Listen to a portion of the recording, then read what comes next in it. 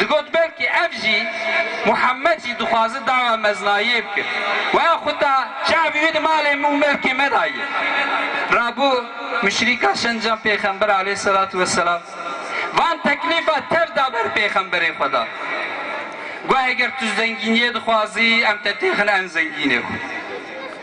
اگر تو مزنایی خوازی ام تتیخن مزنی خو بی امریت ام گاوا خو نابش اگر تو نخوشی مسلطی سر طبیعه ام تمام طبیبا بگرن ام تداوی بکن و یا خودتا دلتا دقیز مداهیه ان قیز خوشکی جانه ام بدنتا وان تکلیف دنیوی تفدا بر پیغمبری خودی تعالی السلام عليك السلام عليك جدبين هايد تكبير تكبير الله أكبر محمد جبل على تكبير الله أكبر محمد جبل على تكبير رجرانيا هر تركيها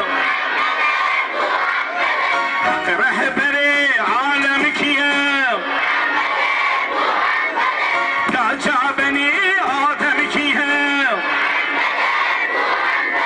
تاجا بني آدم كيا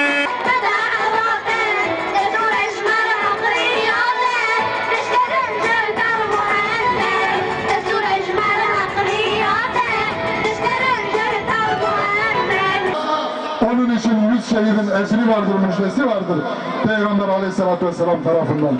Değerli Müslümanlar, bugün Peygamberin bahsettiği gündür. Bugün maalesef ümmetin fitne ve fesat ortamına düştüğü gündür.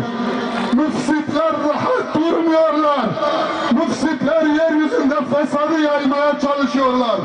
Bunun içindir Cumhuriyet'in kuruluşundan beri Müslüman bacımın örgüsüyle çalışıyorlar.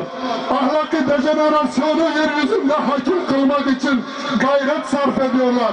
Daha dün evvelki gün Peygamberler şehri, sahabeler şehri olan Diyarbakır'ımızda sözüm ona kadınların bedenlerini çıplaklaştırarak sözüm ona barışa katkı sunmaya çalıştılar.